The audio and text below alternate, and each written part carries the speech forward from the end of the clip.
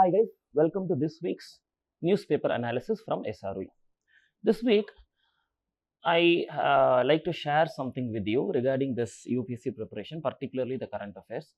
When I was trying to take content for this week, I found something what is like very good, which gave me a very good feeling, and it was like a good motivation. So that is, it was very difficult to find content. Of course, one reason was because of our former Prime Minister's demise. Most of the newspaper content was having these details, so I was not able to find some much content. But beyond that, one more thing that I found was whatever we discussed the last week, the week previous to that, the same thing is repeating. I found like, am I going to go there and talk the same thing again? Am I going to repeat? So it was very difficult for me to find the content. So what you observe from this newspaper current affairs? It's actually easy. Every time the news is repeating, it's just repeating. So it will be difficult for you just as a beginner for a few weeks or months to follow these newspapers. So once you follow the newspaper for at least some 1 month or more than 1 month, then the content starts repeating. So it becomes like I've heard students telling me like it takes more than 2 hours when I take the newspaper. Yes, of course, it will take more than 2 hours, but only at the beginning. Once you cross a particular time, like 1 month or 2 months with your newspaper, I think it will hardly take 20 minutes or even less than 20 minutes on some particular days, because the news is just repeating.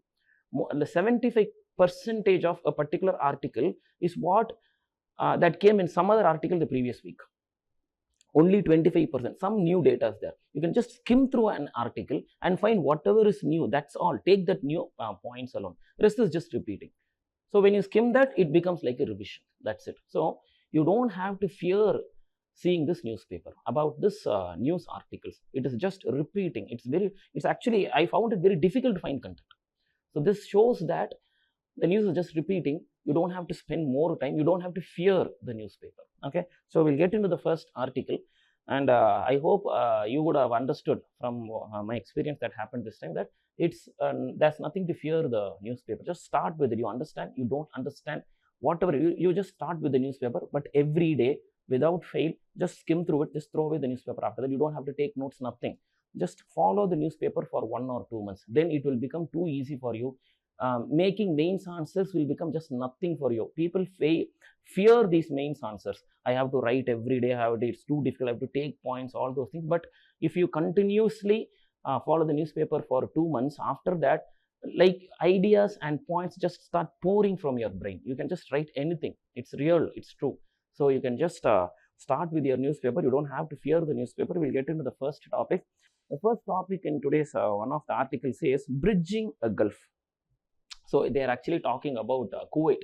We know that our Prime Minister visited Kuwait recently, and what they are saying is after a very long time. The summary first the summary is the last Prime Minister that visited Kuwait was Mrs. Indira Gandhi. After that, now Mr. Modi has visited Kuwait. Such a long gap, and they have discussed some of the reasons for ஏன் குவைத்தோடைய ரிலேஷன்ஷிப்ல நம்ம ரொம்ப பெருசா கவனம் செலுத்தலை அப்படின்னு சொல்லி விஷயம் பார்க்குறோம்.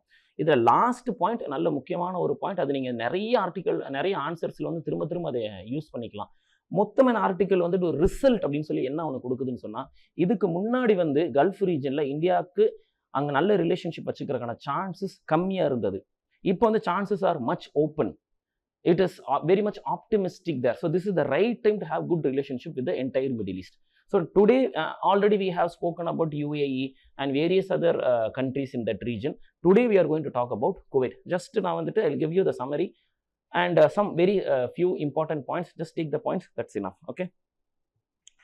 Okay, so some of the important reasons, நம்ம அந்த டைம்ல 1980s இருந்து பார்த்தா மோஸ்ட்லி சோவியத் யூனியன் கூட அதிகமாக க்ளோஸா இருந்ததுனாலையும், சோவியத் யூனியன் யாருக்கு சப்போர்ட் பண்ணிட்டு இருந்துச்சு அந்த ஏரியாலன்னு பார்த்தீங்கன்னா பாத்திஸ்ட் கவர்மெண்ட்ஸ், அதாவது ஹுசைனோட கவர்மெண்ட். இந்த மாதிரி கவர்மெண்ட்ஸுக்கு நம்மளும் சப்போர்ட்டிவா இருந்ததுனால குவைத்துக்கு நம்ம சப்போர்ட் இருக்க முடியல. ஏன்னா அவங்க குவைத்துக்கு அகேன்ஸ்டா இருந்ததுனால நம்ம அந்த பக்கம் போய் சப்போர்ட் பண்ண ஆரம்பிச்சா நம்மளுக்கு சோவியத் யூனியன் கூட இருக்கிற ரிலேஷன்ஷிப் பாதிக்கப்படுமோன்ற பயத்துல அது ஒரு ரீசனா இருக்கலாம் அப்படின்னு சொல்லிட்டு இந்த ஆர்டிகல் சொல்லுது. அதே மாதிரி பார்த்தீங்கன்னா நம்ம we had more engagement with West Asia, particularly in this Persian Gulf region. And nowadays, இப்போ நம்ம பேசுறது இந்த time, particularly in the last 5 years or 6 years பற்றி பார்க்கும்போது Arab states which are moderate, அதாவது என்ன அப்படின்னு சொல்லி பார்த்தீங்கன்னா, மாடரேட்னா ரொம்ப அங்கே டெரரிசம் அதிகமாகவோ ரொம்ப அக்ரெசிவான ஒரு நேச்சர் இல்லாத ஸ்டேட்ஸ், அங்கே வந்து எக்கானமியை பற்றி கவலைப்பட்டுட்டு பீப்புளுக்கு நல்ல டெமோக்ரஸி இருக்கணும்னு நினைக்கிற அந்த மாதிரி ஸ்டேட்ஸ் தான் மாடரேட் அரப் ஸ்டேட்ஸ்னு சொல்லுவாங்க. அந்த ஸ்டேட்ஸ் கூட we have good relationship in the last decade. And நான் லாஸ்ட் பாயிண்ட் ஒன்று சொன்னேன் பார்த்தீங்களா, அதுதான் இது. என்னன்னா, நம்ம இவ்வளவு நாளாக குவைட்டுக்கு கூட உள்ள ரிலேஷன்ஷிப், பர்டிகுலராக என்டையர் மிடில் ஈஸ்ட் கூட பார்க்கும்போது நிறைய கண்ட்ரிஸ் நம்ம எப்படி பார்த்தோம்னா த்ரூ பாகிஸ்தான் பார்த்தோம். அந்த கண்ட்ரிஸ் எல்லாம் பாகிஸ்தானுக்கு சப்போர்ட்டாக இருக்குது. பாகிஸ்தான் அந்த கண்ட்ரிஸ் கூட ரொம்ப ஃப்ரெண்ட்லி ரிலேஷன்ஷிப்பில் இருக்குது. ஸோ நம்ம போய்ட்டு அந்த கண்ட்ரிஸ் கூட நல்ல ரிலேஷன்ஷிப் வைக்க முடியாது, இட் இஸ் நாட் பாசிபிள் அப்படின்ற பிரிசம் வழியை தான் நம்ம பார்த்துட்டு இருந்தோம். And that was true as well. But now it is not true. Those countries they are exploring more. They are considering that the welfare of their people is more important. அப்படின்ற மாதிரி இப்போ situation create ஆகிருக்குது. அதுக்கு one of the reasons நம்ம என்ன சொல்லலாம் அப்படின்னு சொன்னால், most of those countries are aligning with the west, particularly US. So அங்கேருந்து வர்ற இன்வெஸ்ட்மெண்ட்ஸ், பிஸ்னஸ் அதிகம் ஸ்டார்ட் ஆகுறது, இண்டஸ்ட்ரீஸ் அதிகமாக ஸ்டார்ட் ஆகுறது. அப்படி அந்த இண்டஸ்ட்ரீஸ் அதிகமாக ஸ்டார்ட் ஆகிறதுனால அந்த பொருட்களை வந்து அவங்க வெளியில் விற்க வேண்டி வருது. அப்படி விற்க வேண்டி வரும்போது யார்கிட்ட பொருளை விற்க முடியும்? நிறைய மார்க்கெட் இருக்கிற ஒரு கண்ட்ரி, அந்த மார்க்கெட்ல காசு இருக்க ஒரு கண்ட்ரி, அந்த கண்ட்ரியில போய் தான் பொருளை விற்க முடியும். So India becomes an important partner for them. So for them now India is an important partner. So this is the right time for India to make use of this. Bilateral ட்ரீட்டிஸ்லாம் போடுறது இந்த countries வந்து நல்லா use பண்ணிக்கணும். அதே மாதிரி அதிகப்படியான எக்ஸ்பேட்ரியேட்ஸ் வந்துட்டு இந்தியாவிலிருந்து தான் இருக்கிறாங்க. Indian people are more there. Particularly Kuwait பற்றி என்ன சொல்றாங்கன்னா, குவைட்ல ஹையஸ்ட் எக்ஸ்பேட்ரியேட்ஸ், அதாவது வெளிநாட்டில இருந்து வந்து வேலை செய்யறவங்க, வேற ஒன்றும் இல்லை, வெளிநாட்டிலிருந்து வந்து குவைட்ல வேலை செய்யறவங்கள ஃபர்ஸ்ட் பிளேஸ் ஹையஸ்ட் எதுனா இந்தியாவில இருந்தா இருக்கிறாங்க. இந்த அளவுக்கு வந்து அங்க வந்து நம்மளோட பீப்புள் கனெக்ஷன் அங்க அதிகமா இருக்கு. இந்த மாதிரி சில பாயிண்ட் சொல்லியிருக்காங்க. மெயின்ஸுக்கு ரொம்ப important GS2 external relations. Okay, now will get into the article and will see some important points here. Okay, so some points, some facts to note here. Okay,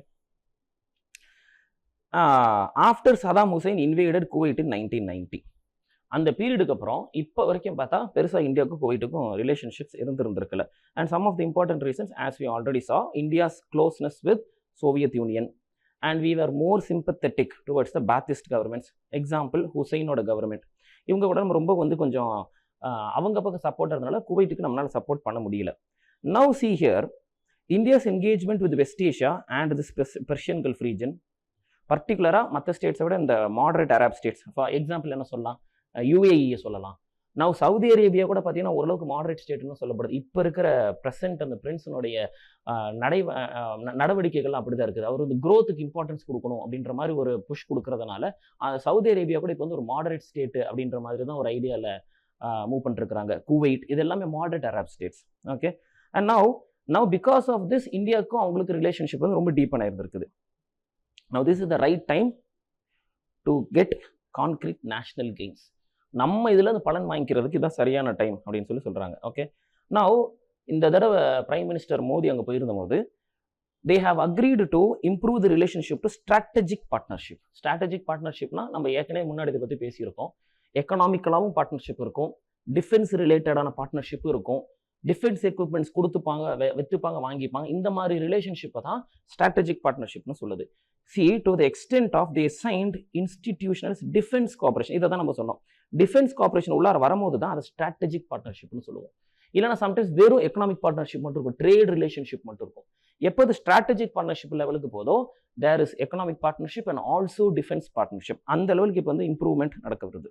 okay, and one more thing, Kuwait is also a key source of investment. Particularly now it is the president of the GCC, Gulf Cooperation Council ஓட பிரசிடென்ட்டாக வேறு அவங்க இருக்கிறாங்க. GCC இந்தியாவுக்கு ரொம்ப முக்கியமான ஒரு விஷயம். ஏன்னா என்டையர் மிடில் ஈஸ்ட் ரீஜன்லேருந்து வர இன்வெஸ்ட்மெண்ட் எல்லாம் இதை பேஸ் பண்ணி தான் இருக்கும். ஸோ இது ஆல்ரெடி இருக்கிறனாலையும் குவைட்டில் நிறைய இன்வெஸ்ட்மெண்ட்டும் வருது. So this is the right time to make use of Kuwait. Now see here, largest expatriate குவைட்ல எதுனா India. One more point, note down these points, you can very well use it in the mains.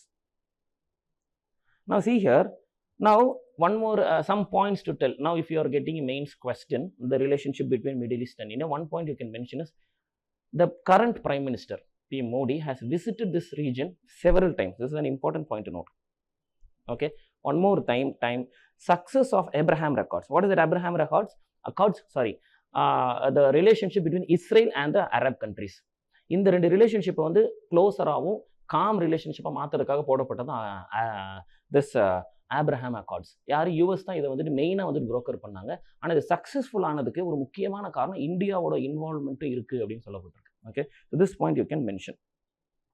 And one more thing, now at this time இப்போ வந்து பார்த்தீங்கன்னா violence in Israel Palestine and instability after the fall of Assad regime, இது ரெண்டுமே வந்து சின்ன ஒரு தடைக்கல் மாதிரி இப்போதைக்கு இருக்குது. But it is not a big issue as far as Kuwait is considered. That is what this article says. Now இதே காரணத்தை நம்ம குவைட் கூட நல்ல ரிலேஷன் வச்சுக்கிறதுக்கு ஒரு காரணமாக சொல்கிறாங்க.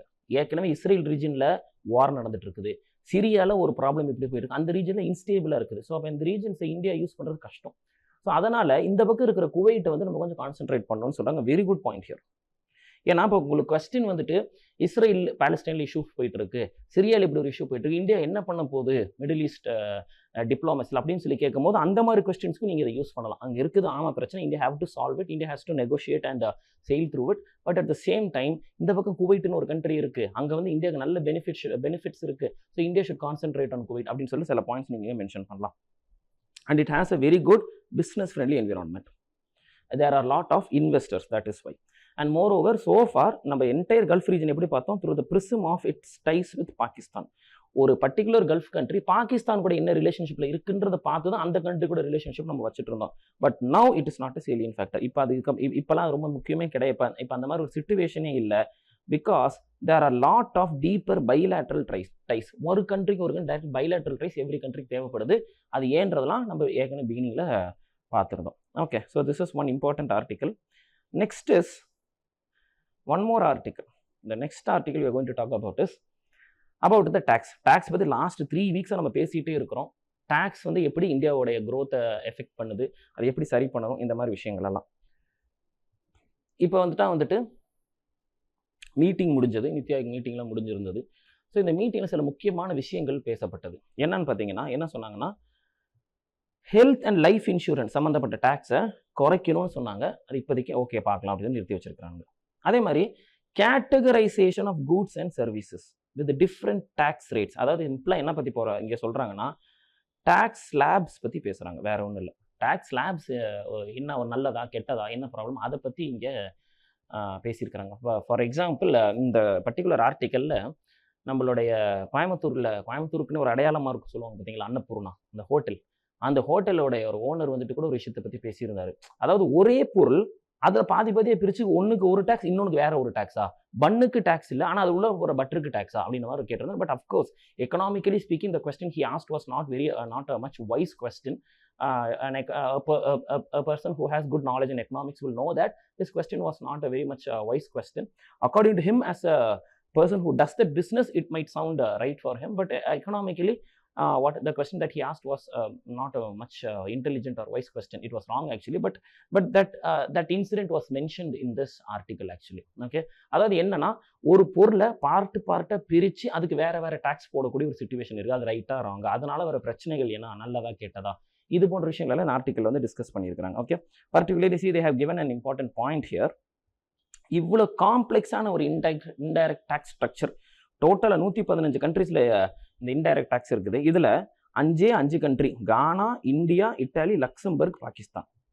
இந்த வெறும் 5 கண்ட்ரியில் தான் இந்த மாதிரி நிறைய ஸ்லாப்ஸ் எல்லாம் வச்சு காம்ப்ளெக்ஸ் ஸ்ட்ரக்சர் இருக்குது அப்படின்னு சொல்லியிருக்காங்க. இந்த 4 கண்ட்ரீஸில் தான் 4 ஸ்லாபுக்கு மேலே ஸ்லாப்ஸ் இருக்குது. வேறு சில பொருட்களுக்கு 5%, சில பொருட்களுக்கு 12%, சில பொருட்களுக்கு 18% டேக்ஸ். அந்த மாதிரி ஸ்லாப்ஸ் வச்சு டேக்ஸ் போடுறது வந்துட்டு ஒரு 5 கண்ட்ரியில் தான் ஃபாலோ ஆகிட்டு இருக்கு அப்படின்னு சொல்லிட்டு வேர்ல்டு பேங்க்னோட இந்தியா டெவலப்மெண்ட் அப்டேட்ஸ் அப்படின்ற 2018 எடுத்தும் போது இது ஆல்ரெடி சொல்லியிருக்காங்க. This is the summary of this entire article. Okay, now will get into the article and see some important details about this article.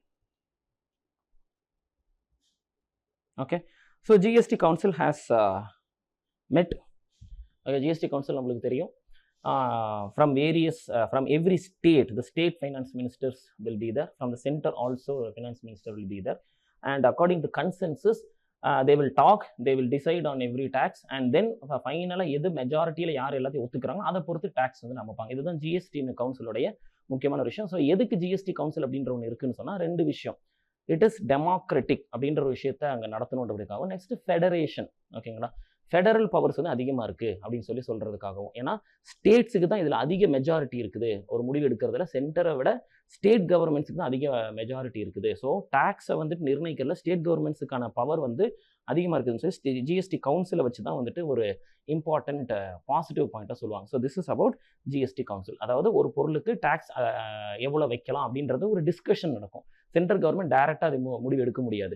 எல்லா ஸ்டேட் கவர்மெண்ட்டும் ஃபைனான்ஸ் மினிஸ்டர்ஸ் வருவாங்க, சென்ட்ரல்லிருந்தும் finance minister வருவாங்க.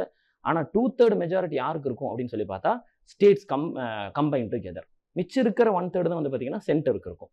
So இதில் வச்சு தான் முடிவு எடுப்பாங்க. ஸோ இந்த கவுன்சில் நடந்திருக்கு. இதில் முக்கியமான சில டிசிஷன்ஸ் எடுத்துருக்காங்க, சில டிசிஷன்ஸ் வந்து ஸ்டாப் பண்ணி வச்சிருக்காங்க. Okay, so some decisions are deferred, அதாவது தள்ளி அப்புறம் பார்த்துக்கலாம் அப்படின்னு மாதிரி வச்சிருக்காங்க. One such thing is important, try to remember these things.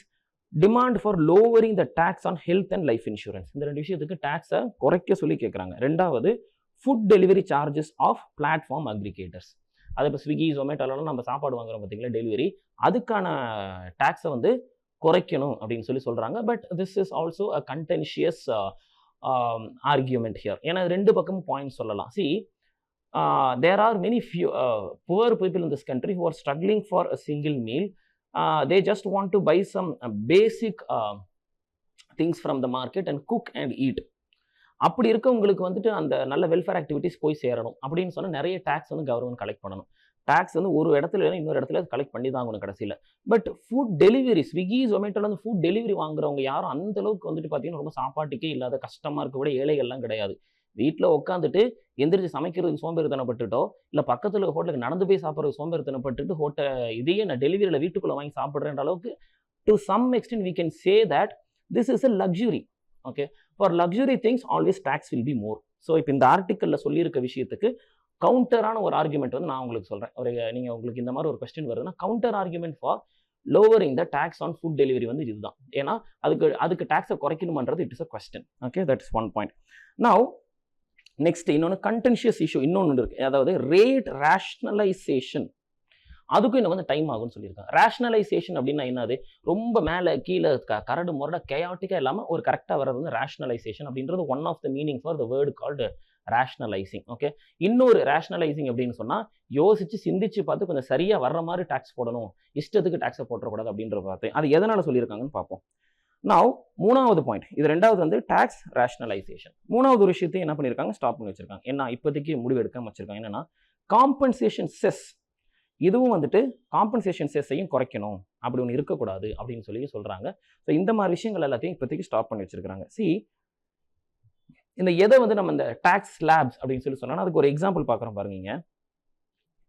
Popcorn வந்துட்டு இப்போ நம்ம தியேட்டரில் எங்கேயும் போய் பாப்கார்ன் வாங்குறோம்னு வச்சுக்கோங்களேன், சால்ட் ஸ்பைசஸ் அதில் போட்டிருந்தா மட்டும் அதுக்கு டேக்ஸ் வந்து 5%. இப்போ அதில் ஸ்பைசஸ் சால்ட் போடலன்னா டேக்ஸ் கிடையாது. ஸ்பைசஸ் சால்ட் போட்டால் 5%. அதே பேக் பண்ணி ஒரு கம்பெனி பேர் கொடுத்து லேபிள் போட்டு அந்த மாதிரி ஒரு கம்பெனி ப்ராடக்ட் அது மாறிச்சுன்னா அதுக்கு 12% டேக்ஸ். அண்ட் அகெயின் அது கூட சுகர்லாம் மிக்ஸ் பண்ணால் இட் பிகம்ஸ் 18% டேக்ஸ். ஸோ இப்படி வந்து இருக்கக்கூடாதுன்றது ஒரு ஆர்கியூமெண்ட். ஆனால் இப்படி இருக்கலான்றதுக்கும் ஒரு டைப் ஆஃப் ஆர்கியூமெண்ட் இருக்கு. ஏன்னா when the food is basic, when it is a necessity, tax should be low or there should be no tax for it. Once it becomes a luxury, those food which is mostly attended by or purchased by rich people, அந்த ஃபுட்டுக்கு மட்டும் tax போடலாம். இதுதான் வந்துட்டு இந்த tax ஸ்லாபினுடைய ஒரு concept. So அதனால தான் இதை வந்து இந்த ஆர்டிக்கல் வந்துட்டு அதில் உள்ள நெகட்டிவ்ஸை பற்றி பேசுது. ஸோ நம்ம அதோட பாசிட்டிவ்ஸை பற்றியும் பேசும்போது இதுதான் ஒன்று பேசுகிறோம். ஏன்னா இப்போ இந்த 5%, 12%, 18% வேற வேற டேக்ஸ் ஒரு வேலை இல்லைன்னு சொன்னால் என்ன ஆகும், பாப்கார்னு ஒன்று வாங்கினாலே அதுக்கு வந்து 8% டேக்ஸ்ன்னு ஆயிடும்.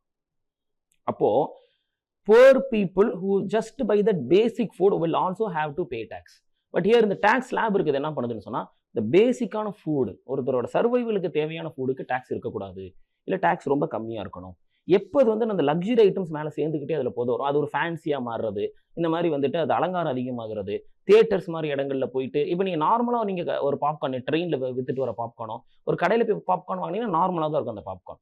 இது நீங்கள் தியேட்டரில் போனால் என்ன ஆகுது, அந்த கலர் கலராக பொடி போட்டு கொடுக்குறாங்க, பட்டர் பாப்கார்ன் சொல்லி பட்டர் போட்டு கொடுக்குறாங்க. இப்போ இந்த 2 பாப்கார்னுக்கு டேக்ஸ் போட்டால் those people who go to that tax in those theaters in that huge malls, they are mostly rich people who go there.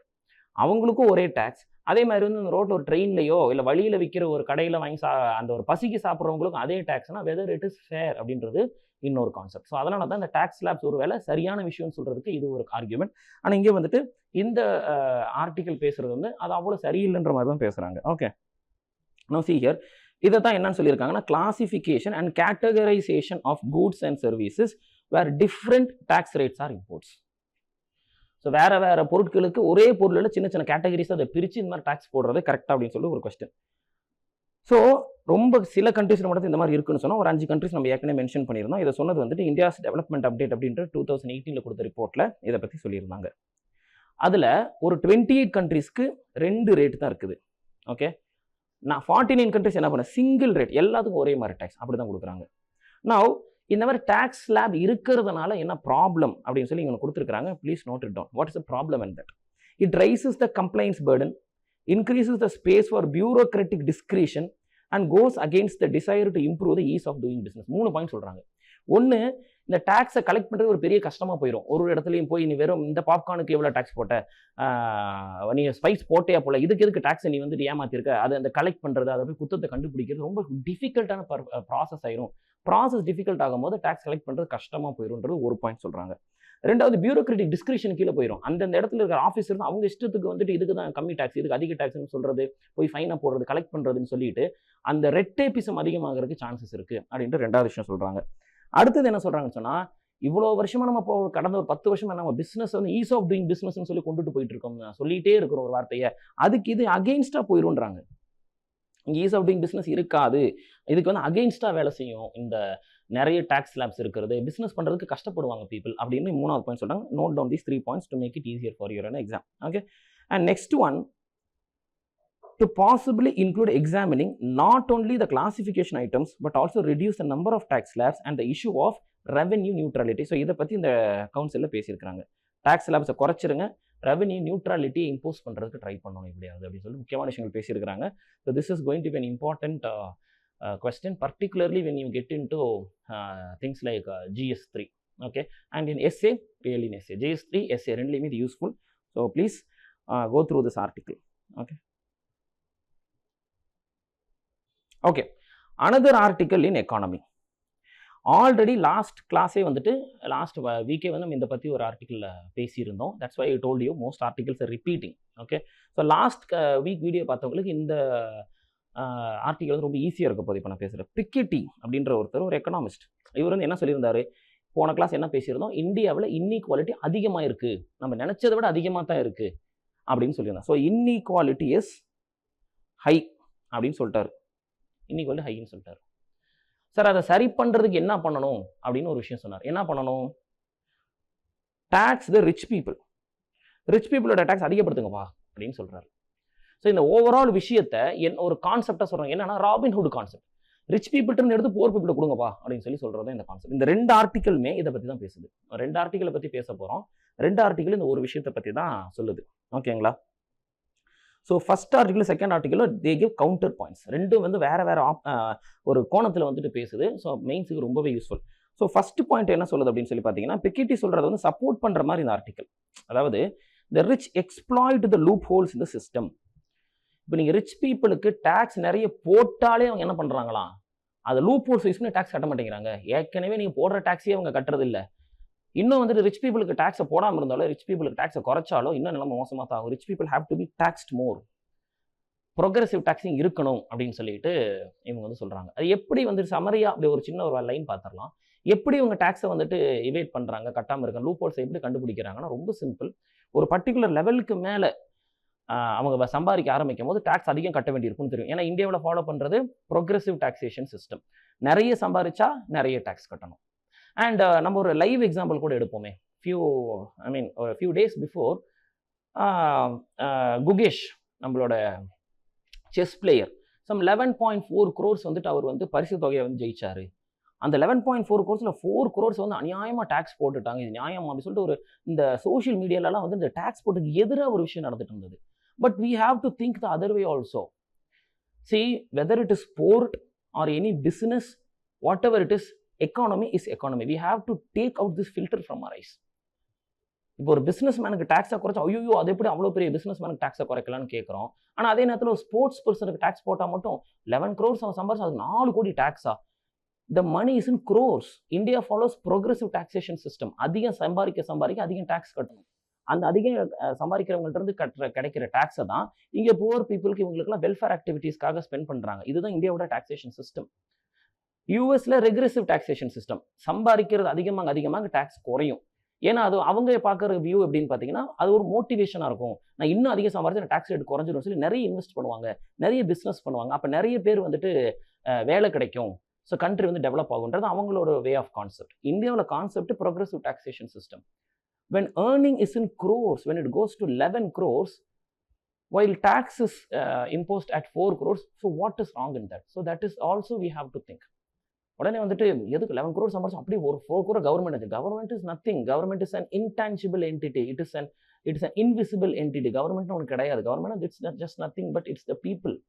So if people have to get the welfare activity, then money, government needs money. For that they have to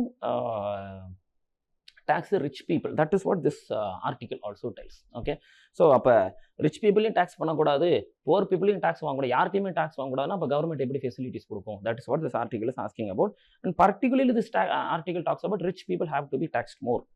ஏன்னா they have ways of not paying the tax. So ஓரளவுக்கு மேலே நிறைய சம்பாதிக்கும் போது அவங்க தானாக என்ன பண்ணிடுறாங்கன்னா அந்த பணத்தெல்லாம் கொண்டுட்டு போயிட்டு, ஏற்கனவே லாஸ்ட் வீக் நம்ம பேசியிருந்தோம், ஷேர்ஸில் பணத்தை போட்டுட்டா எப்போ அந்த ஷேரை விற்று அதில் கெயின் வருது அப்போ தான் டேக்ஸ் பண்ண முடியாது. அதுக்கு டேக்ஸே பண்ண முடியாது. இருக்கிற பணத்தை பூரா கொண்டு போய் டேக்ஸில் போட்டு வச்சுட்டா, ஷேரில் போட்டு வச்சுட்டா அந்த மணி என்ன ஆயிரும்? ஒரு ஹிடன் வேல்யூ மாதிரி ஆயிரும். அந்த மணி கவர்மெண்ட்டுக்கு டேக்ஸ் பண்ண முடியாது அப்படின்னு லாஸ்ட் வீடியோவில் பேசியிருந்தோம். இங்கே என்ன பேசுகிறாங்கன்னா, நிறைய சம்பாதிக்க ஆரம்பிக்கும் போது அந்த இன்வெஸ்ட்மெண்ட் எல்லாம் கொண்டு போய் வேற கண்ட்ரியில் போட்டுறாங்க, டேக்ஸ் ஹேவன்ஸ் இருக்கிற கண்ட்ரீஸில் போட்டு வச்சிடறாங்க. இது நம்ம ஏற்கனவே முன்னாடி நிறைய ஆர்டிகல்ஸில் வந்து இதை பற்றி பேசுகிறோம். இந்த டபுள் டாக்ஸேஷன் அவாய்டன்ஸ் அக்ரிமெண்ட் எல்லாம் வந்துட்டு ஒரு கண்ட்ரிக்கு இன்னொரு கண்ட்ரிக்கு இருக்கும். இதை வந்து யூஸ் பண்ணிப்பாங்க, வேற கண்ட்ரியில் கொண்டு போய் இன்வெஸ்ட் பண்ணிடுவாங்க. அங்கே ஒரு நேம் சேக்குக்கு வந்துட்டு ஒரு கம்பெனி ஸ்டார்ட் பண்ணுவாங்க. இதுக்கு பேர் வந்து ஷெல் கம்பெனிஸ். இதெல்லாம் நம்ம பேசியிருந்தோம். ஏன்னா அந்த கண்ட்ரியில் பிஸ்னஸ் பண்ண முடியாது, அங்கே தேவையான ஸ்கில்டு லேபர் இல்லை, அங்கே வந்து இன்ஃப்ராஸ்ட்ரக்சர் இல்லை. ஸோ என்ன பண்ணுறது, ஒரு பேருக்கு ஒரு சின்ன ஒரு ஆஃபீஸை போட்டுட்டு அது வந்து அங்கே கம்பெனி ரெஜிஸ்டர் பண்ணிட்டு பிரான்ச்சை மட்டும் கொண்டாந்து இந்தியாவில் வச்சுக்கிறது. அப்போ பிரான்ச்சில் என்ன பண்ணிக்கிறது, தேவையான எம்ப்ளாயர்ஸை வந்து எம்ப்ளாய் பண்ணிக்கிறது.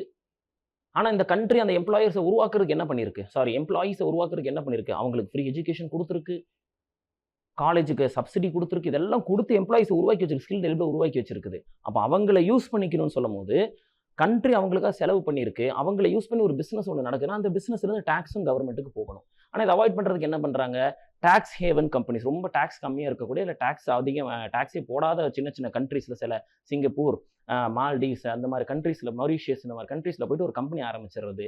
அந்த கண்ட்ரியில் அங்கே அந்த கம்பெனிக்கு பிரான்ச் தான் நாங்கள் இந்தியாவில் வச்சுருக்கோம், இது ஒரு இன்வெஸ்ட்மெண்ட் தான் சொல்லி இங்கே ஆரம்பிச்சிருது. அப்போ நான் அங்கே ஆரம்பிச்சிருக்க கம்பெனிக்கு டேக்ஸ் அங்கே தான் கட்டணும் அப்படின்னு சொல்லிடுறது.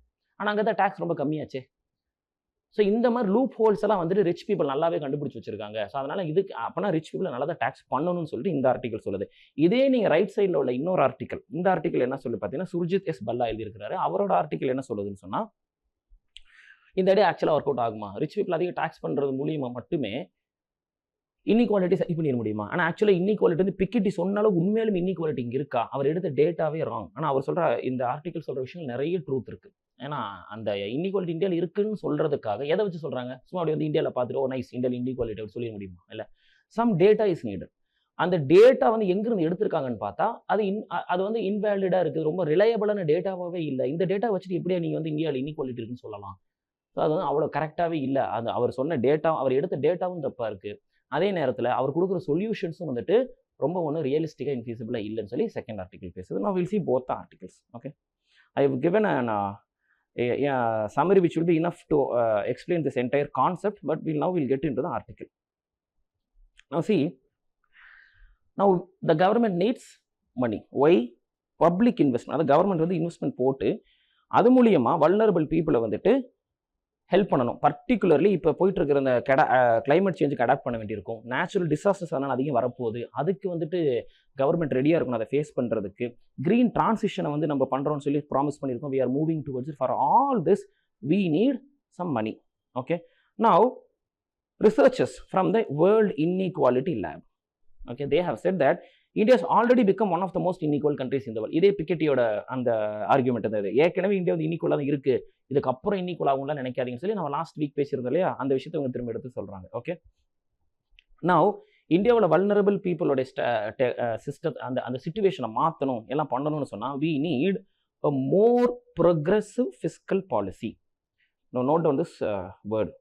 India needs more progressive fiscal policy. அப்படின்னா என்னன்னு பாருங்க, which is India needs more public spending.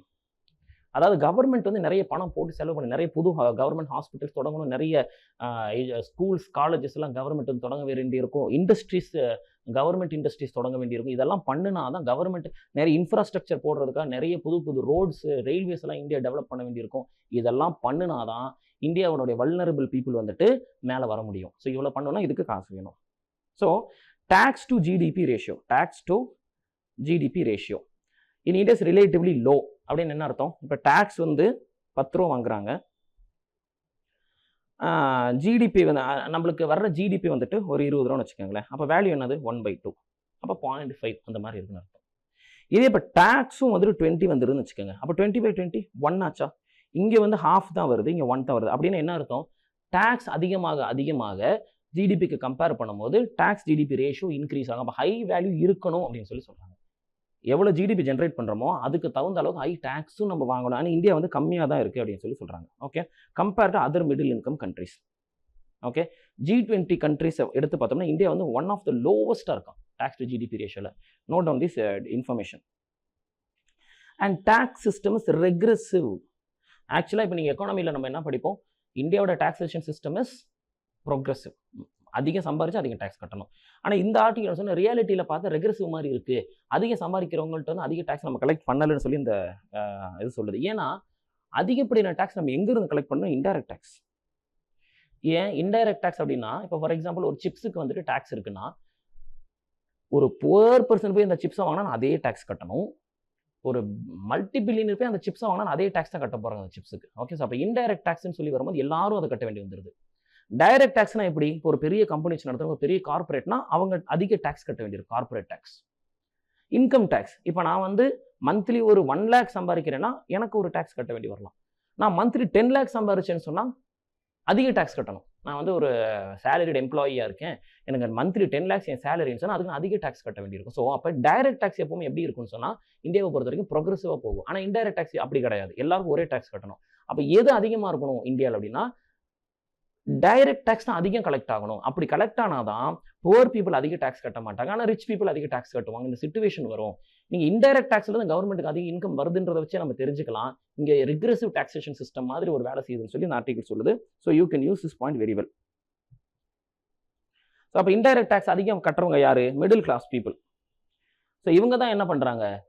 பெனிஃபிஷியரிஸாக இருக்கிறது இல்லை அப்படின்னு சொல்லி சொல்கிறாங்க. ஓகே, ஆனால் அதே நேரத்தில் rich people who are the actual beneficiaries of the recent growth. கடந்த ஒரு 10-15 வருஷமா இந்தியா வந்து நல்ல க்ரோ ஆகிட்டு போயிட்டு இருக்கு. அந்த க்ரோத்லேருந்து பெனிஃபிஷரிஸ் யாருன்னு சொல்லி சொல்கிறாங்கன்னா அதிகமாக பெனிஃபிட்ஸ் எடுத்தவங்க யாருன்னா ரிச் பீப்புள் தான். ஆனால் அந்த ரிச் பீப்புள் பெனிஃபிஷரிஸாக மட்டும்தான் இருக்கிறாங்க அந்த க்ரோத்தில். ஆனால் அவங்களுடைய கான்ட்ரிபியூஷன் இருக்க மாட்டேங்குது, அதை வெல்ஃபேராக வந்து அது மாற மாட்டேங்குது அப்படின்னு சொல்லி இந்த ஆர்டிகல் சொல்லுது. Okay, now richest people in the world are able to avoid paying tax. How? They can exploit the loopholes in the tax system. நம்ம ஏற்கனவே இதெல்லாம் பேசிட்டோம். now we see the points. Okay, they shift their assets to tax havens. Now in countries like India and many countries la kuda effective tax rates are lower than those of most salaried people. அப்ப அந்த tax rate effective கடைசியில் ஒரிஜினலாக என்ன வந்து சேருது, ஃபைனலாக government கைக்கு என்ன போய் சேருதுன்னு பார்த்தா யார் அதிக டாக்ஸ் கட்டிட்டு இருக்கிறாங்க? அந்த மாத சம்பளத்துக்கு போகிற அப்பாவிங்க தான். மாதம் ஏன்னா மாதம் சம்பளமாக வந்துச்சு என்ன ஆகும்? சம்பளம் வந்துடுது, அது கரெக்டாக ரெக்கார்டில் இருக்குது. நான் மாதம் 20,000 சேலரி வாங்கினாலும் அதுக்கு டேக்ஸை பிடிச்சிடுறாங்க. இது நம்ம ஏற்கனவே வந்து அன்ஆர்கனைஸ் செக்டர்லேயும் இந்த பிரச்சனை இருக்குன்னு சொல்லி நம்ம பேசியிருந்தோம். Unorganised sector has the same problem. Unorganised செக்டரில் மந்த்லி 2 lakhs சம்பாதிச்சாலும் அது கணக்கில் எதுவுமே பெருசாக இருக்காது, அதுக்கு டேக்ஸ் கட்டுறதே கிடையாது. ஸோ இதை தான் வந்துட்டு கொஞ்ச நாள் முன்னாடி வந்துட்டு ஒரு ரோட்டில் ஒரு சமோசா சுட்டு வித்துட்டு இருந்தாராம். அவர்கிட்ட போயிட்டு வந்து கவர்மெண்ட் போயிட்டு இந்த டாக்ஸ் டிபார்ட்மெண்ட் போயிட்டு டாக்ஸ் வேணும்னு சொல்லி கேட்டு பிரச்சனை பண்ணலாங்கன்னு சொல்லி அப்படியே இது ஒரு ஐயோ எவ்வளோ பெரிய தப்பு, இப்படிலாம் பண்ணலாமான்னு சொல்லி அப்படி சோஷியல் மீடியாலாம் ஒரு பெரிய இஷ்யூ போயிட்டு இருக்குது. வை? A person is earning in lakhs, he is supposed to pay tax. A person does not need to look rich to be rich. He doesn't look rich, but actually he is earning in lakhs per month. So he is rich, he is supposed to pay tax, and then only the tax money will go for the welfare of the actual poor people. So இந்த unorganise செக்டரில் எப்படி வந்துட்டு tax collection நடக்க மாட்டேங்குதோ அதே மாதிரி இன்னொன்று என்ன சொல்லலாம், rich பீப்புளும் ஆக்சுவலாக எஃபெக்டிவ் டேக்ஸ்னு பார்த்தா இருக்கிறது இல்லை. டேக்ஸ் உங்களுக்கு நிறைய போடப்படுது இல்லைன்னு சொல்லலாம், ஆனால் உண்மையில டேக்ஸ் உள்ள வருதானா ரியலாக வர்றதில்ல. கொண்டு போய் பணத்தை ஷேரில் போட்டு உள்ளார லாக் பண்ணி வச்சிடறாங்க, வெளிநாட்டில் கொண்டுட்டு போய் டேக்ஸ் சேவன்ஸில் கொண்டு பணத்தை வந்துட்டு இன்வெஸ்ட் பண்ணி வச்சிடறாங்க. ஸோ எஃபெக்டிவ் டேக்ஸ் வருதுன்னா வரதில்லை. அப்போ டேக்ஸ் ரேஷியோ வந்துட்டு பார்த்தா யாருக்கு ஹையாக இருக்கான்? Salaried people. ஏன்னா அவன் 20,000 சம்பாதிச்சாலும் அவனுக்கு டேக்ஸ் அமௌண்ட் இருக்குன்னா அந்த டேக்ஸ் தானாகவே அப்படியே டேக்ஸ் தானாகவே போயிடும். கம்பெனிக்கு கொடுக்கும் போதே டேக்ஸை பிடிச்சதான் சம்பளமே கொடுப்பாங்க. ஸோ இது நம்ம சேலரிடு பீப்புள் யாரெல்லாம் இருந்தீங்கன்னு சொன்னால் உங்களுக்குலாம் தெரிஞ்சிருக்கும். Okay, now a French economist named Gabriel Zucman, he says that the model of international coordination to ensure effective taxation of ultra high net worth individuals, இது வந்து UNHWIS ன்னு சொல்லுவாங்க, அல்ட்ரா நெட் வர்த், அது ரொம்ப பெரிய பில்லியனர்ஸ் அவங்கள. ஓகேங்களா? So people with more than 1 billion in wealth would pay a minimal annual tax equal to 2%. இவர் என்ன சொல்றாருன்னா, எல்லா நாடுகளும் ஒன்னா சேர்ந்து கோஆபரேட் பண்ணணும். அது எந்த நாட்டில் வேணாலும் அந்த கம்பெனி இருக்கட்டும், டேக்ஸ் சேவனாக இருக்கணும், அப்பெல்லாம் எதுவுமே இருக்கக்கூடாது. ஒருத்தர் வந்து 1 பில்லியனுக்கு மேலே வெல்த், இன்கம் இல்லை வெல்த், சொத்து இருக்கு அப்படின்னு சொன்னாலே 2% ஆஃப் தட் வெல்த் வந்து டேக்ஸ் வருஷம் கட்டியே ஆகணும். நீங்கள் எவ்வளோ சம்பாதிக்கிறீங்க, சம்பாதிக்கல இன்கம் வருது, அதெல்லாம் no way. You have wealth, you have shares, you have land, you have gold, you have wealth. Once you have wealth, you are supposed to pay tax for it. This need not be only in the form of wealth tax. Wealth tax னு ஒன்று போட்டால் அதை வந்து எப்படி மறைக்கணும், loop holes நிறைய இருக்குது. So இப்போ வெல்த் டேக்ஸ் வந்து இருக்கணும்னு அவசியம் இல்லை. It could be a combination of taxes on income and wealth. So அப்போ சொத்து எவ்வளோ இருக்குது, எவ்வளோ இன்கம் வருது, ரெண்டையும் பார்த்து மொத்தமாக கம்பைன் பண்ணிட்டு உங்கள்கிட்ட எவ்வளோ பணம் இருக்குன்னு பார்த்தா டோட்டலாக அது வெல்த். அது ஆக்சுவலாக அவங்களோட சம்பளமும் சரி, அவங்களோட சொத்தும் சரி, எல்லாம் சேர்த்து அவங்களோட வெல்த் ஆக்சுவலாக அது. ஸோ அந்த வெல்த்துக்கு டேக்ஸ் போடணும்னு சொல்லி யார் சொல்லியிருக்காரு? கேப்ரியல் ஜக்மன் சொல்லியிருக்காரு. இந்த பாயிண்ட் நீங்கள் பியூட்டிஃபுல்லாக மெயின்ஸில் யூஸ் பண்ணால் please make note of it. Okay, now this tax could be charge up to that amount on their wealth wherever they choose to hold it. இந்த மாதிரி டேக்ஸ் சேவன்ஸ் பிரச்சனையை சால்வ் பண்ணணும். நான் இங்கே வைக்கல, நான் என்னோட சொத்து இந்த ஊரில், நான் வேறு ஊரில் வெளிநாட்டில் வச்சிருக்கேன். அந்த கதையெல்லாம் இருக்கவே கூடாது. எல்லா கண்ட்ரியும் வந்துட்டு கோஆர்டினேட்டடாக இருக்கணும். ஸோ இதுக்கு வந்து இன்டர்நேஷனல் கோஆர்டினேஷன் தேவைன்னு சொல்கிறாரு. ஒரு நாடு நினச்சா பண்ண முடியாது, எல்லா நாடும் கோஆர்டினேட் பண்ணும். உங்கள் சொத்து எந்த நாட்டில் ஆனாலும் இருக்கட்டும், ஆனால் சொத்து இருக்குது, you have to pay tax at last. Okay, that is what they say it should happen. This obviously requires cross country coordination. இப்போ தான் சொன்னதை பற்றி. ஓகே, ஸோ இதெல்லாம் நடந்தால் இந்த மாதிரி டேக்ஸ் கலெக்ஷன் நடக்கும். Now if it is often argued that in countries like India wealth tax is not administratively feasible. என்ன சொல்றாங்கன்னா, வெல்த் டேக்ஸ் வாங்குறது அது ஈஸி இல்லை, டேக்ஸ் அப்படி போய் கலெக்ட் பண்ணவே முடியாது, அது ரொம்ப கஷ்டம்னு சொல்லி ஒரு ஐடியா இருக்குது. ஏன் அப்படின்னு சொன்னால், யார்கிட்ட எங்கே என்ன சொத்து இருக்குன்னு யாருக்கு தெரியும்? எங்கே போய் ஒருத்தனை கண்டுபிடிக்கிற எவ்வளோ சொத்து எங்கே வச்சிருக்கான்னு சொல்லி, இதை நான் இவ்வளோ பெரிய கண்ட்ரியில் எங்கே கண்டுபிடிக்கிறேன்? பட் நவ் தே சே இப்போ அது இல்லை. ஏன் அப்படின்னு சொன்னால், டிஜிட்டைசேஷன் ஆஃப் ஃபைனான்ஷியல் ரெக்கார்ட்ஸ். நிறைய இடத்துல பார்த்தீங்கன்னா லேண்ட் யார்கிட்ட எவ்வளோ இருக்குது எல்லாமே டிஜிட்டைஸ் ஆகிட்டு வருது இப்போ. We know that.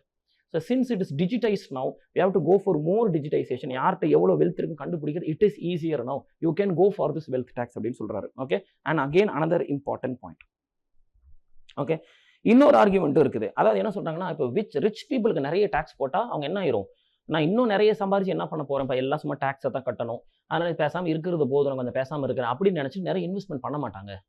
அப்படி இன்வெஸ்ட்மெண்ட் நிறைய பண்ணினாதான் நிறைய க்ரோத் நடக்கும். க்ரோத் நடந்தால் தான் நிறைய பேருக்கு வேலை கிடைக்கும். அவங்களுக்கு வேலை கிடைச்சாதான் அவங்க ஸ்பெண்டிங் பண்ணுவாங்க. இது மறுபடி க்ரோத் நடக்கும். இந்த க்ரோத் சைக்கிளே வந்து பாதிக்கப்பட்டுரும் சொல்லிட்டு ஒரு ஆர்குமெண்ட் இருக்கு. ஸோ இப்போ ரிச் பீப்புளை டேக்ஸ் பண்ண இப்படி ஒரு பிரச்சனை வரும்னு சொல்லிட்டு ஒரு ஆர்குமெண்ட் இருக்கு. அது உண்மைதானா அப்படின்னு சொல்லி கேட்டால் அதுக்கும் ஒரு விஷயம் சொல்றாரு. செவரல் கண்ட்ரி அதே மாதிரி இன்னொன்று என்ன பண்ணிடுவாங்களாம், they will shift their wealth to abroad. Okay, or even they will move away. இப்போ இந்தியாவில் நம்ம வெல்த் டேக்ஸ் போடுறோம்னு சொன்னால் இவங்க என்ன பண்ணிடுவாங்களாம், சொத்தை எல்லாத்தையும் இந்தியாவில் வாங்க வெளிநாட்டில் வேற நாட்டில் வாங்கி வச்சிருவாங்க. ஸோ அப்போ இருக்கிற வருமானமும் போயிரும்பா அப்படின்னு ஒரு ஆர்குமெண்ட் இருக்கு. இல்லை அவங்க கண்ட்ரியை விட்டு மைக்ரேட்டே வேற கண்ட்ரிக்கு போயிடுவாங்க, எந்த கண்ட்ரியில் டேக்ஸ் கம்மி அங்கே ஓடி போயிடுவாங்க. ஸோ அதனால இது வந்து நெகட்டிவாக வேலை செய்யணும் ஒரு ஆர்குமெண்ட் இருக்குன்னு. ஆனால் இதுக்கு வேற ஒரு பாயிண்ட் சொல்றாரு. But several countries including developing countries like Colombia tax the wealth of tax residents wherever it is held. And many countries like US and France impose exit tax on those who want to leave for such reasons. So அதுக்கு ஒரு solution சொல்லியிருக்கிறார், important. அப்போ ரெண்டு பிரச்சனைனா, tax போட்டால் நிறைய rich people tax போட்டால் என்ன பண்ணிடுவாங்களாம், அந்த சொத்தை நம்ம இப்போ ஃபார் எக்ஸாம்பிள் இந்தியா வந்து வெல்த் டேக்ஸ் போடுது, நீங்கள் அதிக சொத்து வாங்கினா அதிக டேக்ஸ் கட்டணும்னு சொன்னால் இந்தியாவில் சொத்தை வாங்காமல் வேற ஊரில் சொத்தை வாங்கி வச்சிருவாங்கன்னு சொல்கிறாங்க. ஸோ அப்போ ஆல்ரெடி கொலம்பியா மாதிரி கண்ட்ரிஸ் இதுக்கு ஒரு சொல்யூஷன் வச்சிருக்காங்க. நீ இந்தியன் தான், இந்தியன் சிட்டிசன், நீ உன்னோட வெல்த்தை போயிட்டு நீ எந்த கண்ட்ரி வேணாலும் வாங்கிக்கோ, அங்கே இவ்வளோ வெல்த் வச்சிருக்கல, டேக்ஸிங் இந்தியாவில் கட்டு அப்படின்னு ஒரு டேக்ஸ் சிஸ்டம் வச்சிருக்காங்க. இந்தியாவை அதை ஃபாலோ பண்ணலாம், இந்தியாவில் இல்லை மோஸ்ட் கண்ட்ரிஸ் இதை ஃபாலோ பண்ணலாம் அப்படின்னு சொல்லி ஒரு எக்ஸாம்பிள் சொல்கிறாங்க. நெக்ஸ்ட் ப்ராப்ளம் என்ன சொன்னால், நாட்டை விட்டு வேறு சிட்டிசன் ஆயிடுவாங்கன்னு. அப்போ கண்ட்ரிஸ்ல யூஎஸ், பிரான்ஸ் இதுக்கும் ஒரு சொல்யூஷன் வச்சிருக்காங்க. If you are leaving the country and the reason for that is found that your wealth is increasing if you are living in that particular country, இந்த கேஸ்ல யூஎஸ் ஆர் பிரான்ஸ், அங்கிருந்து அதிக tax போட்டுருவாங்கன்றதுக்காக பயந்து நீங்க வேற கண்ட்ரிக்கு போறீங்கன்னா எக்ஸிட் டாக்ஸ்னு ஒரு டாக்ஸ் போடுறாங்க. நீ வெளிநாட்டுக்கு போய்க்கப்பா, ஒன்றும் பிரச்சனை இல்லை, ஆனால் போறதுக்கு முன்னாடி நீ வெளிநாட்டுக்கு போறதுக்காக ஒரு டாக்ஸ் கட்டிட்டு போன்னு சொல்றாங்க. நீ வேற நாட்டோட சிட்டிசன்ஷிப் வாங்க போறேன்னு சொன்னா அதுக்கு நீ டாக்ஸ் கட்டிட்டு தான் சிட்டிசன்ஷிப் வாங்குறதுக்கு போகணும். அப்படி ஒரு சட்டம் வச்சிருக்காங்க.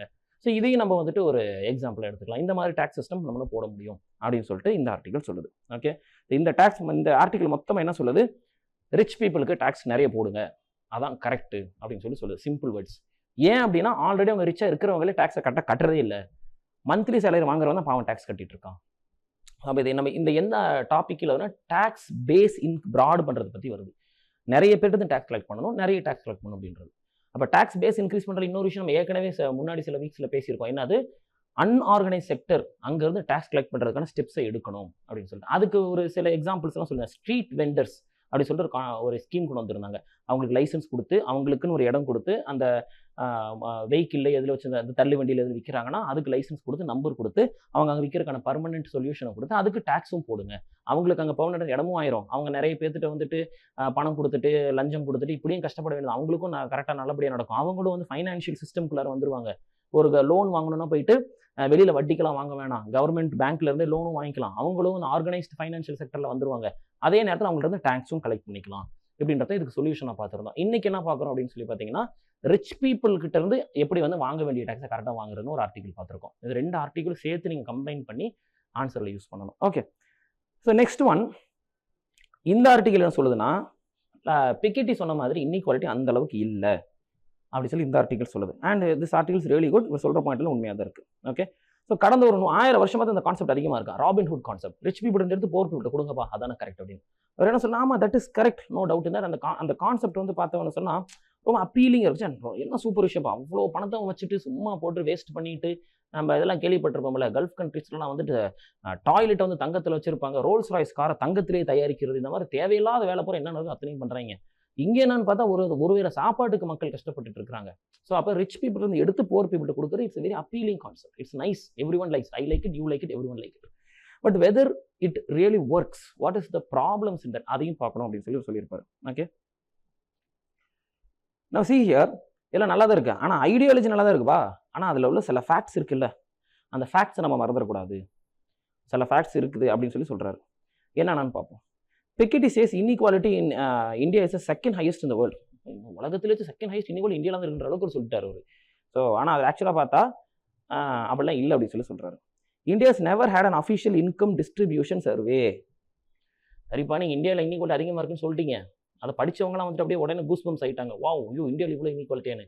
ஆனால் எங்கிருந்துப்பா இந்த டேட்டா எடுத்த? இந்தியாவிலே இப்படி ஒரு சர்வேவே நடந்ததில்லை. அஃபிஷியல் இன்கம் டிஸ்ட்ரிபியூஷன் சர்வேன்னு ஒரு சர்வேவே நடக்கலை.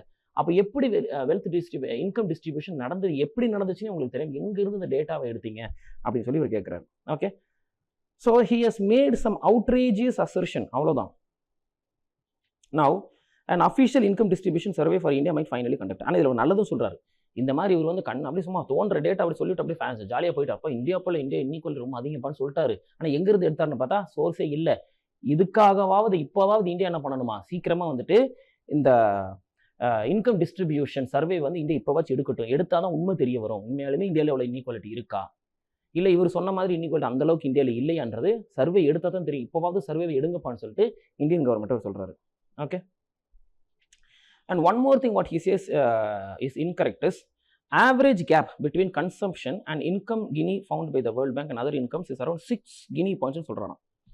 and the consumption Gini in India is around 0.34 தான், ரொம்ப கம்மியா இருக்கு அப்படி சொல்லிருக்காங்க. பட் இவர் என்ன சொல்றாங்க, இந்த ஆர்டிகல் என்ன சொல்லுதுன்னா, income Gini around 0.4 may be plausible but 0.6 is stretching it. அதான் சொல்றாருன்னா 0.4 வேணா இருக்கலாம், ஆனால் 0.6 வந்துட்டு இந்தியாவில் வந்துட்டு கினி இருக்குதுன்றதெல்லாம் வந்து ரொம்ப டூ மச்சு, ரொம்ப சும்மா எக்ஸ்டெண்ட் பண்ணி சொல்கிற மாதிரி இருக்குது. அதிகபட்சம் 0.4 இருக்க வேணா சான்ஸ் இருக்குது. மற்றபடி சொல்ல போனீங்கன்னா அவ்வளோலாம் இந்தியாவில் 0.6 எல்லாம் கிடையாது அப்படின்னு சொல்லிட்டு சொல்கிறாரு. ஓகே, அதே மாதிரி பிக்கெட்டி வந்துட்டு ஒரு சஜஷனும் கொடுக்குறாரு, இந்த மாதிரி பண்ணால் நல்லது அப்படின்னு சொல்லி. என்ன சொல்கிறாரு, tax the richer at higher rate. நம்ம முன்னாடி பேசின அதே விஷயம். Okay, collect more taxes and spend them on goods and services for the poor. அதாவது ரிச் வந்து எடுத்து போட்டு கொடுங்கப்பா அப்படின்னு சொல்லிட்டு ஒரு சஜஷன் கொடுத்துட்டாரு. அதே மாதிரி அதோட நிறுத்தாம அவர் என்ன பண்றாருன்னா ஒரு இன்னக்யூரேட்டான ஒரு விஷயத்தையும் சொல்லியிருக்கிறாரு. என்ன சொல்லியிருக்கிறாரு? Government's argument that we need this kind of income scale and inequality to incentivize wealth entrepreneurs. Government என்ன சொல்லுது அப்படின்னு சொன்னா ஒரு மிஸ்கன்சம்ஷன் எப்பவுமே இருக்குது. அதாவது இந்த இன்இக்வாலிட்டி தேவை தான் நாட்டில். சம்டைம்ஸ் கொஞ்சம் நிறைய ரிச் பீப்புள் இருக்கத்தான் செய்யணும். அது இல்லாமல் இருந்தாலும் எக்கனாமி ப்ராப்பராக ரன் ஆகாது. ஏன்னா வெல்த்தி ஆண்டர்பிரனர்ஸ் வந்து இருக்கணும். So develop to accumulate wealth and deliver growth. It is not convincing. அப்படி கவர்மெண்ட் சொல்றது கரெக்டெல்லாம் கிடையாது. இந்த இன்இக்வாலிட்டி இருக்கணும் தான், கொஞ்சம் இன்இக்வாலிட்டி இருக்கிறது நல்லது தான். அப்போ தான் இந்த ரிச் பீப்புள் வந்து வெல்த்தை கொஞ்சம் அக்யூமுலேட் பண்ணணும். அப்போ தான் அவங்க இந்த பிஸ்னஸில் நிறைய பண்ணணும், பெரிய பெரிய பிஸ்னஸ் நடக்கும். அப்போ தான் பீப்புளுக்கு வந்து நிறைய வேலையெல்லாம் கிடைக்கும்னு சொல்கிறதும் அதுவும் கன்வின்சிங் இல்லை. India has grown above 6% annually for over 30 years without a precary level of inequality. அதாவது இவ்வளோ பெரிய இன்இக்வாலிட்டியெல்லாம் இந்தியாவில் இல்லாமல் கூட, இன்இக்வாலிட்டியெல்லாம் இந்தியாவில் ரொம்ப இவ்வளோ வருஷமாக 30 வருஷமாக இல்லை. ஆனால் 30 வருஷமாக இந்தியா வந்து above 6% லெவலில் க்ரோத் காமிச்சிட்டு தான் இருக்குது. ஸோ அதிக இன்இக்வாலிட்டி இருந்தால் தான் க்ரோத் நடக்குன்றதும் அது ஒரு ஐடியாலாம் கிடையாது. இட்ஸ் நாட் நீடட் அப்படின்னு சொல்லிட்டு இந்த ஆர்டிகல் சொல்லியிருக்காரு. இதுதான் வந்து main points in this article. Now will get into the next article.